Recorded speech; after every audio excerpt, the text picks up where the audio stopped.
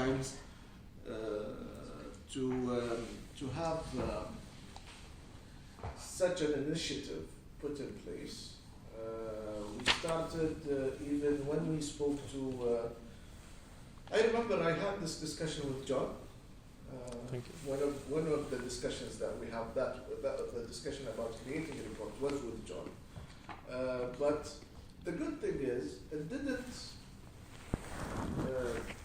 formulate because at that time we didn't have the right resources, we didn't have the right content, we didn't have the right positioning even within the market.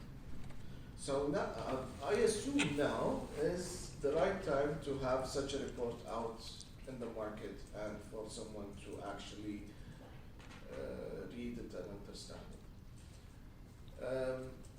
My biggest concern when it comes to a report that is related to Saudi payments is you want it to be readable. You want people to actually open it and enjoy reading it. Honestly, and believe me, I am into reading, and 90% of what I see within the same industry is not something that I'm interested to read. I don't want to read it within a bulky kind of report. I would rather go on my mobile or get the latest updates, Visa, bought played with this, that, and get the latest numbers. It's easier. But when you put it in the right way, with the right infographics, with the right information, then you get people interested into reading it. I like the one pager that CAP produces every month about the latest updates within the payment markets. That's something that it gets your attention and it's easy to read. It's easy to navigate through, and it's on one page. It's so important, especially and what the report that we've created is on a few different levels. There's the report, and then there's we create for social media. Effectively, we create snippets, we create infographics, and we create short videos. So you will have an Instagram post or a Twitter feed, which you can see, or LinkedIn, which you can see an infographic and a video. And if you want more detail, the report is there. So you're right. People not everybody wants to read a full report. Exactly. I want the data, and also the report won't be content heavy. What we don't want to do is give you 60 pages of tables of data, because no one's going to read that. What's important is picking out the key data points, but the analysis that goes with that is the so what. So cash versus non-cash is X versus X. What does that mean to Saudi payments? What does it mean to the market? And that's the important part. It's going to be the analysis. Don't tell Ziad this, okay? But when you go into his office, notice what is on his coffee table. Okay. Okay.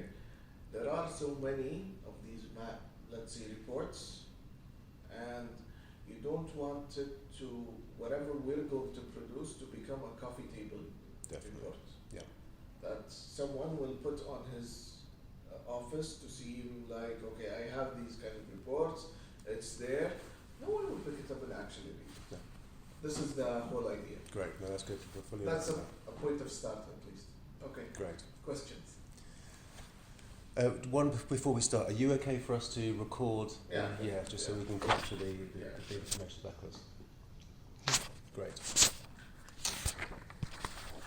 So, do you want to introduce yourselves? I didn't introduce. Yes. My name is Srividya. Okay. People call me Sri for short. Okay. And that's what I like. And I've been associated with Capgemini, particularly the market intelligence team. That's what we both work for. And we produce thought leadership reports for different domains, payments being one of them. Thanks. Yeah. And I've been associated with the World Payments Report for the last 3 years. And we've been churning out different editions of the report with different spotlight topics where the market is heading towards on a global level. Thanks. So that's from me.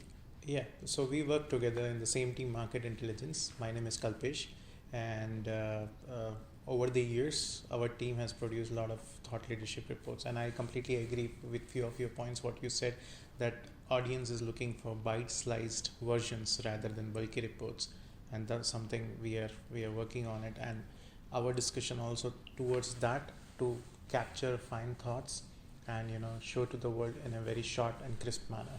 So yeah, that's our focus going to be. Very good. Yeah, great. Sure. So to start with, we've been noticing a lot of newcomers like STC Pay, Halala in the market. So, what innovation from non-banks in particular are you watching?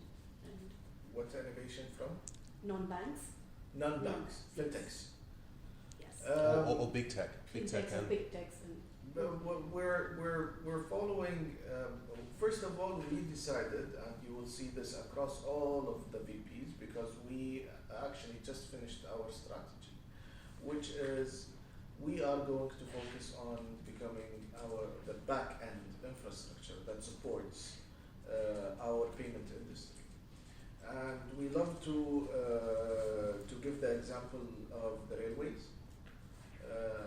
and the train. So we always say that we are the railways that support any type of payment infrastructure, the back end infrastructure, and the train is STC Pay, is Halala, is any big tech that is coming into the picture. So this is, as a concept, what we are looking at. Now, there is an exception for this situation, and I'll give you an example. We introduced Apple Pay, correct? Mada here, our pure point of sale and ATM network, is the back end supporter of Apple Pay, and Apple is the front end with the banks. But when we wanted to introduce the same for Android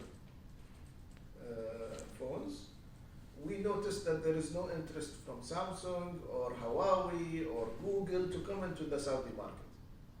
So we stepped in as the front end provider, and we provided MediPay as an application on the Android devices.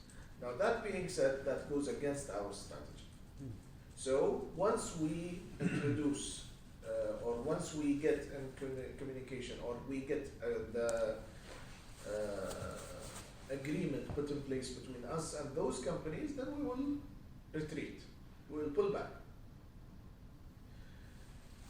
I wanted to clarify this because it is very important to understand what is our strategy in order to understand what do we look at in the market. What actually attracts us in the market. What attracts us in the market is all the companies. Everything that attracts us, is happening in the market actually attracts us, because we are concerned for providing that back-end infrastructure. If STC Pay is providing QR payment, okay, then we would like QR payment provided by STC Pay to be interoperable across every other platform that we provide. We want STC Pay to use our 450,000 point of sale terminals across the kingdom and using their wallet, QR payment system. So that is the kind of, let's say, studies and fellowships that we do. If I can take the analogy of the rails, so the rails, for the trains that run on that, so you've got Visa, MasterCard, traditional payments, Google Pay. If you have new payments that come in, like Alibaba or WeChat want to enter the market, which may ask you to create new rails. They may say, these rails, our trains don't run on these rails. We need rails which are a little bit wider or a little bit narrower.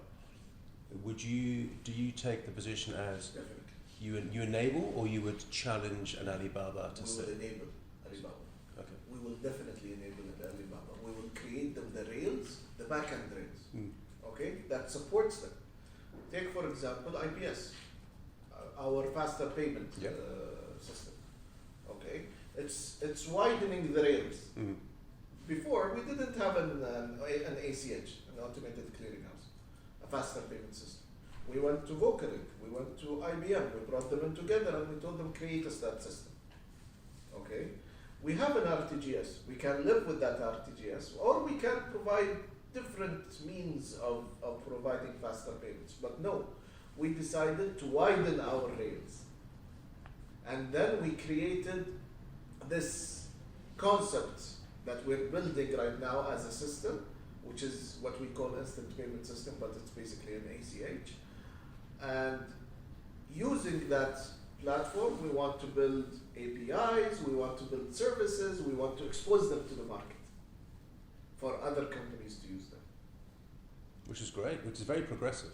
So some markets would be protected. Some markets would say, I don't want Alibaba coming into my market because I want to protect my payment infrastructure and my own markets. But you're being open, taking the progressive. We have, obviously we have the relationship. Look, what we do is we create our own schemes and we collaborate with others. Okay? So this is our philosophy. So we created Mada and we collaborated with Visa, MasterCard, RuPay very soon, GCB, Diners Club. We're going on, we're collaborating, we're co-branding, we're providing our infrastructure for them to use. This is the whole idea. So when I answered your first question with a different answer than what you asked is because honestly, who are we following? We're following everyone. We're following everyone that can actually benefit from our services because we're not here to compete. And there is one thing that you need to understand after maybe sitting with a few VPs and eventually with Ziad is we're not profit. We're not profit. We make money to sustain. If we're for profit, then that's a completely different story. But you still make business, you still make commercial decisions on where to make your investments. How? What do you mean by If instant payments, say instant payments is going to cost 100 million to deliver from an infrastructure, a Rails perspective. Yeah. You decide to invest in that. You say instant payments is an investment we want to make, and the Rails that we want to deliver, as opposed to investing 100 million in Mada. You know, you would choose to where to make your investments. Yes, definitely. Yeah. Definitely, Yeah. we do that. But we are wise to what we invest in. Yeah. And that investment is Saudi payments led? It's Saudi payments led. Yeah. There are a few areas of other investments that are not in our control. It's controlled by SAMA. But at the end, by the way, the ownership of Saudi payments is under SAMA. Yeah. Okay, so I said we're not for profit, but we have. I don't want this to be recorded, but we have the whole of SAMA helping us at any point of time. If God forbid we fall back, they will push us. Yeah. Great. Right. That's good. All right. So I from, hope that satisfies the first question. Very much so. Thank you. Yes, So- very much. So from the report perspective, I mean the tone, what we want to communicate is from the collaboration aspect, where you coined, in terms of building an ecosystem where you are also open for collaboration and all. In addition to strategy, what are you have in place? So do you want to coin those things in the report? SAMA has a sandbox, a regulatory sandbox. Mm-hmm. Okay, and they allow every front end company to come in and use that sandbox, regulatory sandbox, in order to provide the services. And obviously you will see when you sit with SAMA, those companies and what they do, and by the way, STC Pay came through the sandbox, Halala came through the sandbox.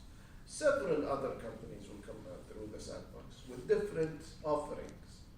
Okay, what we look at is we're going to provide the railways for them.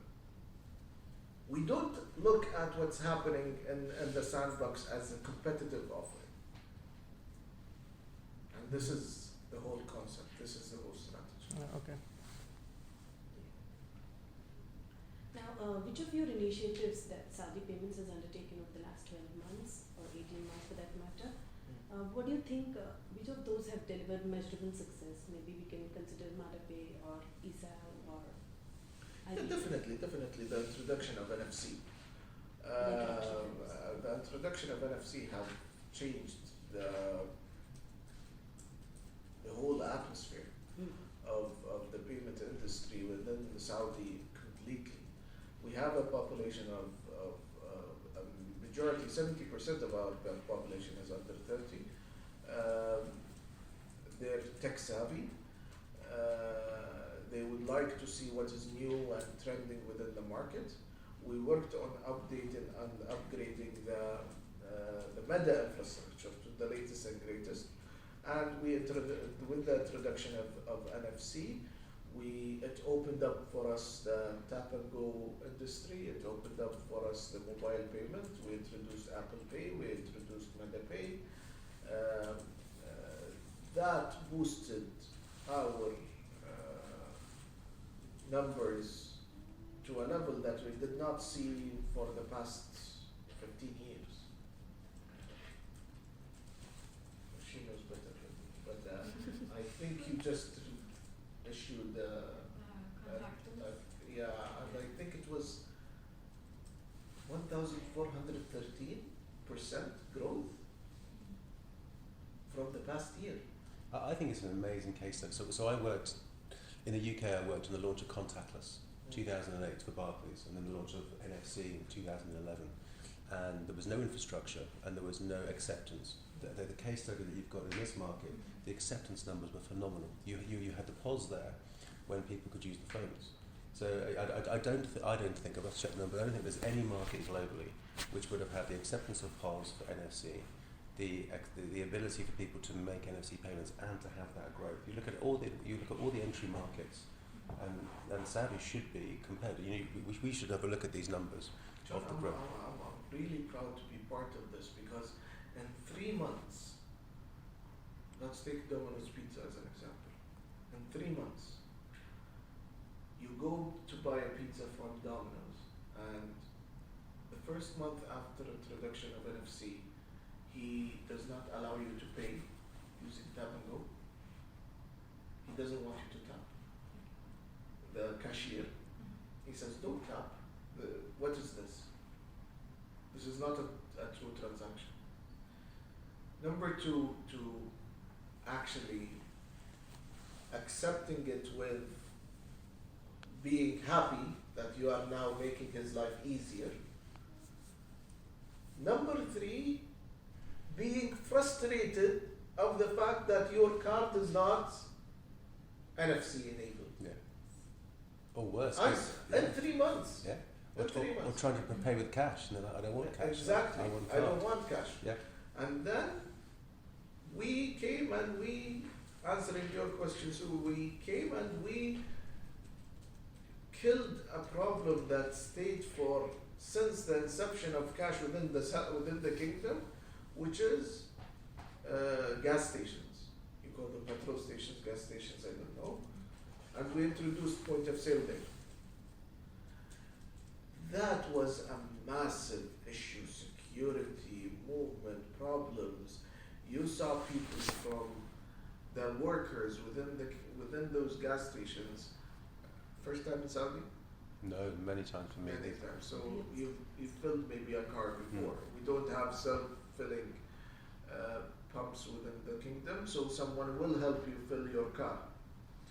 And those people are really frustrated because they get robbed. The owners of the the gas stations, they have problems with their workers because sometimes the cash gets less. They cannot reconcile very well. And when by the end of the day, the movement of cash is very, very hard. So we brought in the regulatory hand, and we enforced point of sale or SAMA enforced it, and we implemented it within the gas station industry. Do you get feedback from those merchants to say, do they come back and thank you for the reduction of cost in their business? Obviously, I'm not the right person. I'm the person who keeps the machines on. But yes, I assume yes. We have. I have shared services also reporting to me because of that, I know that there is a company that actually goes and calculates all the feedback. So I'm sure that's something that you need to check and get from the business team. They calculate feedback from merchants and understand how do they think of the service. But you need to be very careful that achievements goes across several services, an introduction of several services. But our cash cow is Meta. It's the service that actually makes money, it's the service that is touching people's lives. But Sadat is big also. And we moved from 120 billers to 160 billers within 6 months, I think. So the idea is expand. And by at the same time get the right infrastructure in place. If you cannot let people depend more on Nada without having the right infrastructure. So what we've done is we went and we implemented an active setup. So now Mada is on an active setup from two data centers. Also Sadad, we went and we implemented an active setup. Point of sale is connected directly to us, by the way. I know countries differ from one country to another, but point of sale in Saudi connects directly to Saudi payments. How do they connect? They connect from what we call network service providers, and we have 5 in the market. Those network service providers are obligated to certain SLAs and deliverables, and you need to make sure also that their infrastructure is up to a level that can serve our customers and do not let them down. Hope that satisfies. And coming to the emerging technologies like the AI or the blockchain or DLT for that matter. What's the first one? Artificial intelligence, Okay, AI, that's what I meant, sorry for the short form. But how do you think these emerging technologies are shaping up the payments landscape in the kingdom? So I'm also from the role of Saudi payments. Do you think Saudi payments has got a role to play? Well, I'll tell you a personal opinion. Okay. A personal opinion that goes with Aziz or right? So, I believe when it comes to the financial world, we're very slow to adopt new technologies and new ways of doing things because people are not very comfortable for you to play with their money. It's hard for you to tell people instead of me transferring your money through the normal manners, I'll do it through an electronic distributed ledger, and it will be used through 1, 2, 3, 4. We saw Ripple coming in one time and being very, very, very excited, and they got the banks excited with them, okay? And then they saw the truth. The truth is, it's very hard to get everyone rallied up to adopt a new idea when it comes to money. It's very hard. So yes, we're going to attend seminars, we're going to listen to ideas, we're going to see what's happening around the world, but take the UK for example. Where are they when it comes to the same subject? Trials, proof of concept. Well, we're doing the exact same thing, but sometimes drugs take more or less time. How many years we're doing trials on AI and the blockchain and stuff like that when it comes to the financial industry? For a very long time. And it's not formalizing and it's not becoming something. So honestly, when it comes to the centralized payment industry that we operate as Saudi Payments, we're taking somehow of a kind of audience view to what's happening.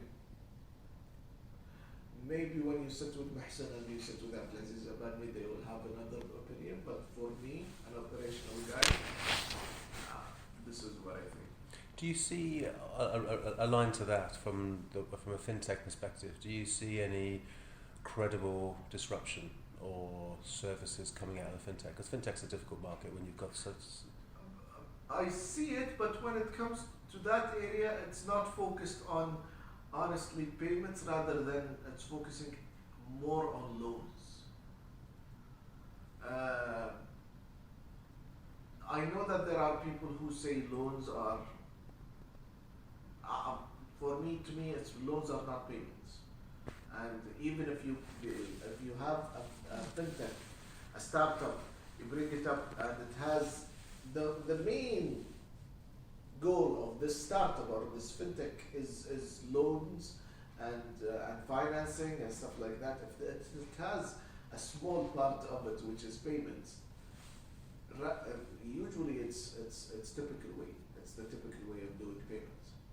It's not something that is new.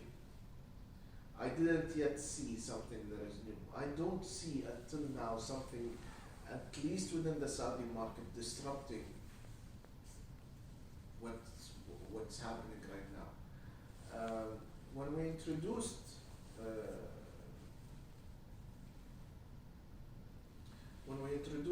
IPS to the banks, ECH to the banks, from the very long relationship that we have with them, they're treating it as another major project that needs to be delivered because Sama told us to do that. And we will work with Saudi Payments to deliver it. Okay? But some of them actually started to move when we started to bring in STC Pay, when we started to bring in Halal, and when we started to tell them, look at these small startups, we're going to use them in order to achieve what we used to achieve with you guys. So it's also risky from our side. Yeah. It's risky from our side because they're our customers also. Never know what's going to happen. Yeah. And in your own words, how would you describe your role in addressing SAMA regulations? That is yesterday, today and tomorrow. How do you see the regulatory role evolve? And how do you envisage Saudi Payments enabling that particular regulatory journey? Can I pause this for a while? Should I answer as the VP of Operations or should I answer as Abdulaziz? I'd rather hear Abdulaziz's opinion, but for the report, it's the head of operations. If we can include it in the report, I'd imagine. Head of Operations, I will tell you, I couldn't care less. Abdulaziz is going to be much more interested. As head of operation, I apply whatever I get, because I get from Yazid, the governance risk and compliance VP. He comes in and he says, please, and I say okay, and we start applying. That's it. But ask me again, please. What was the question? So I answer from my personal point. Yes. And how do you see Saudi Payments as an enabler to help SAMA through their regulatory journey? Like how they were, their regulatory initiatives have transformed from yesterday to leading to tomorrow, and how Saudi Payments is going to help? Well, definitely what we do is we look at what is happening in the market, the changes, the new systems, the introductions to the market, how the market reacts to changes, okay, and we advise, okay. So our role is more of an advisory role to SAMA, because at the end they will have the final call. But did we help support in increasing, let's say, the maturity of the regulatory part? No, it's not our role. Okay. Our role is an operator. We will bring the information when we see the best practice in the UK, in the US, somewhere else around the world. We'll bring the best practice. Other than that, I don't see. Maybe the other VPs will have it. Well, on that type of question, when you talk about, say, you take instant payments or ACH, how far out would you see change coming? So for IPS, which will say IPS launches this year, say 2020, When would that have started? When were the conversations around ACH to say that we need an instant payments network within our country? Just to get a view of how far out change happens. Is that 3 years ago, 5 years ago? Look, Saudi payments happen because of similar incidents to IPS. Okay? This is off the record. Okay? You cannot create and operate efficient systems under the central bank with the current. The central bank is rigid by nature. He needs to control, he needs to manage, he needs to regulate. Okay? And you need to be outside that loop. You need to have your own budget, you need to have your mechanism, you need to talk to banks, you need to be clear, you need to be fluid. And that's the big difference. It took us 5 years to kick off IPS. We were going into the 6th year.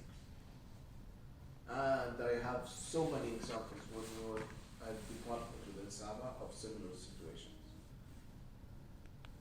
So I think for us, almost looking forward, because that trajectory, you'll be looking out at 5 years. You'll be looking at the landscape of payments over, or is there a landscape that you work on? Do you say we want to understand 3, 5, 10 years, 3 years? Yeah, so look at that. Because technology will change so much in that time. Our maximum look forward is 3 years. And then we study everything again. Yeah. My view is fairly operational. It's machines, numbers, stuff like that. For a payment report, definitely you will see more information when it comes to those areas and those questions when it comes when you go to different meetings. I think that's your role. Your opinion is more interesting. Yeah, and there is role and opinion. Yeah. And this is why I asked. Yeah. So that's all I have. Great. Any other questions? Yeah. In extension to one of the questions, like you mentioned about something around advisory, right? So IPS was one you suggested, like last 5 years and all. Now going forward for next 3 years, what are the plans you have, or anything you have in mind, to see the market growing in which direction? So QR can be one where you have given example of STC and you have POS across the kingdom. So likewise, what are the things you feel that something would be coming in next 3 years? So one of the report theme can capture that forward-looking statements that market participants can be excited about. So if I rephrase your question, what do I think from my point of view is going to come soon? Yep. Within the payment industry. Yes.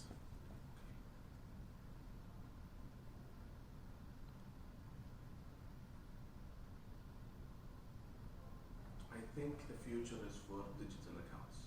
Mm-hmm. Digital accounts. Digital accounts.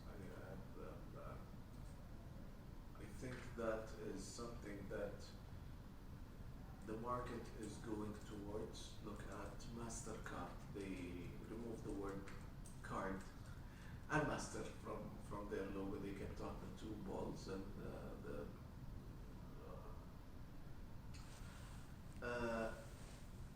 Visa just bought Plate. They're going towards that movement, that place. And Like a challenger bank type? You mean digital, like a challenger bank, digital only? Yes. Even for banks themselves, they want digital accounts. They want everything to become virtual, not touchable. Yeah. I hate, by the way, the word digital. It's account based. It's not because there was a phase there when we had digital account officer or digital chief officer and CIOs and stuff like that. And companies started running like you guys and stuff. You need to create a digital, and then everyone suddenly noticed when everyone filled their pockets with money that digital is same as CIO and whatever, they're exactly the same. If you change the way that you think or the organization thinks, less paper, depend more on, no. I mean, make things virtual. Make your experience from A to Z virtual. So those are this is what I believe, something that I expect coming forward. And you think that could happen in the horizon of 3 years? Yeah. With what, look, I follow the big players closely, and with what the Visa and MasterCard are doing, MasterCard buying Visa with their recent acquisitions. These companies do not run without a current strategy, and I don't think their strategy moving forward is to have something physical. I think they're going towards more virtual rather than physical. That's more so because big techs like Apple, they're coming with virtual card I concepts. didn't go into big techs. Big techs is a completely different story. Big techs are a completely different story. If we go there, we will never stop. They have their own infrastructure. They have their own setup. I didn't start talking about Alibaba or Facebook with their acquisition of WhatsApp and Instagram and stuff like that. It's all in purchasing and their, unfortunately, Facebook and their sorry attempt to create cryptocurrency. I didn't go into that because these areas are areas that they're still playing with, and these big techs have money to do R&D. Okay, but when it comes to us, to our industry, there are players and very well-known players. What are they doing? These big techs will look at what they're doing and what they plan to do in the future, and they will target it. They will not do, you don't expect Facebook or Google to do cards. I don't know about Apple and their card, if it's doing well or not. You're the experts. Tell me about that. It's usually the fourth party scheme that happens in the card network. Now, Apple has redefined it with a party card. It's a closed loop kind of a setup. So, I don't know if it's doing well or not, but I expect it not to do well. This is what I expect. But they will look at what they're going to do in the future, and then they will jump there immediately. They will not run with their trial and error. So they will look at crypto, they will look at virtual accounts, they will look at not depending on the banks on the payment industry anymore. Yep, maybe true disruption. They will kick us out. Hopefully not in the next 3 years. At least not for the next 3 years. But their plan is, why have Visa? Yeah. Why have MasterCard? We don't need them. Yep. We're a debit society. We don't have that credit way of thinking. Although we need to see that and fight it, but our numbers are great. And just to close this off, I will always be proud of the numbers of Vision 2030 is to have 70% cashless by 2030 and 28% by 2020, and we achieved 36% 36%. by 2019. And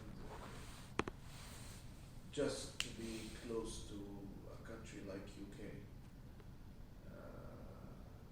is something. 40% away from the UK.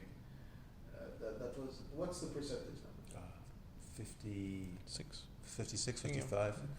Yeah, but you look at the time, that's taken the UK to 2008, that's taken 11, 12 years. You've done that in how many years? 3? 3 years. Yeah. You look at the run rate. We were at 16%. Yeah. We were at 16%. I don't think that it got very steep, so we'll go down. Don't expect it to go up. Not always, but it's fantastic growth. And the biggest, the technology enabling is the easy part. Yeah. The consumer adoption and the education and becoming part of their everyday life is the hard part. That takes time, and you've accelerated that in the market because of the acceptance. You laid the rails. So it's not the conversation, but you've laid the rails for the usage, and then the adoption comes. We are now studying maybe you guys are from India, right? Yeah. So an excellent model that MPCI is actually doing right now. With the government, working with the government, with all of the initiatives, Adhar and the other initiatives that actually the great minds of Indian people came together in order to solve a problem that I personally thought that it's not solvable, honestly. How do you bring all of these people together in order to achieve such a hard thing? And that's another, actually putting MPCI's practice and what they do and what they plan to do against ours is something that we're doing right now. And when you go also in Ziad's office, you will see a pamphlet, just a few words about MPCI, and he keeps it on his right, okay? And he tells you, I keep this always here to remind me that we really need to keep our eye on always becoming like MPCI. So And to add to those points, some of the initiatives like RuPay, which is a competitor kind of a network scheme to Visa and MasterCard, that has worked wonders to ensure financial inclusion in India. And So your local scheme, yes, it's local. it's your medal. And It's a likes of the market, yes. But this brings us to one of the conversation again that you mentioned about advisory part from Saudi Payments to SAMA. To some extent, we have seen NPCI playing a role of solutioning as well to some extent. So to RBI, yeah. So yeah, so you think from the solutioning point we are there. So Saudi Payments in terms of you understand the market because you are closely connected to industry participants. We did. Okay. We're owned by SAMA. Okay. So we operate, for example, we operate Saria. But we don't at the end give a bill to SAMA and tell them this is how much we spent for operating Saria. Okay.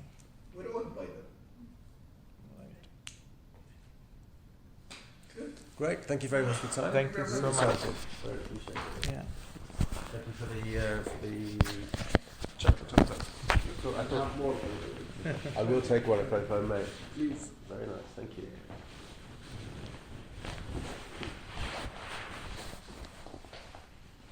Thank you Thank very you so much. much. Thank you. Take care. Thank you so much. Really nice to meet you. Thank you very much.